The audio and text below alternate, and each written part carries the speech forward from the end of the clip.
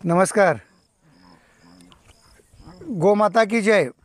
गायींच्या संरक्षणासाठी, गायींना चाऱ्यासाठी आणि गायीला कत्तलखान्यापासून वाचवण्यासाठी मी आज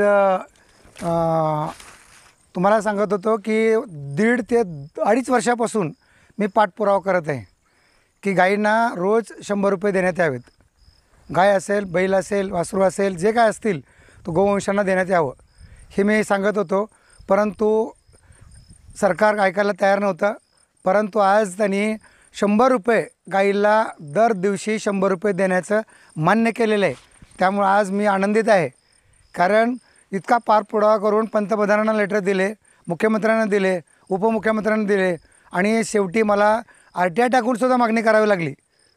त्याचा आज कुठंतरी त्यांचा दखल घेण्यात आली, त्यांचा मी आभार मानतो आणि धन्यवाद पण देतो। कारण या गायींना मिळणं गरजेचं आहे।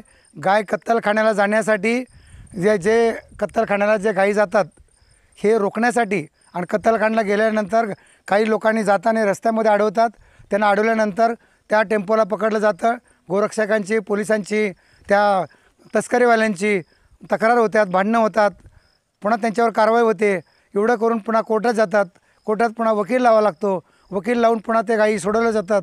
आणि काही गायी नाही सोडवल्या तर त्या गोशाळेमध्ये आणून सोडतात, आणि त्या गोशाळेत आणून सोडलं की त्यावेळेला मात्र 300 रुपये देतात पर डे, दर दिवशी 300 रुपये देतात। म्हणून त्यांना माझं असं सांगणं आहे की इतकं रामायण करण्यापेक्षा तुम्ही डायरेक्ट 100 रुपये द्या। गायच कत्तलखान्याला कोणी गाय विकणारच नाही, कुठलाही शेतकरी विकणार नाही।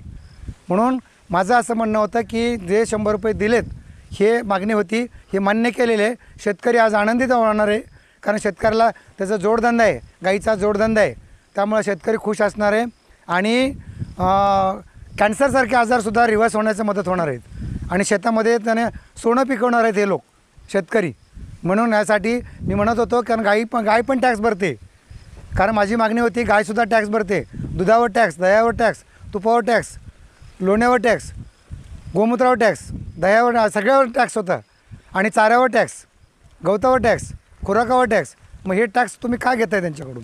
हे तर माघार घ्या किंवा हे करा। यासाठी मी आज त्यांचं सर्वांचं अभिनंदन करतो आणि आभार मानतो। धन्यवाद। जय गोमाता।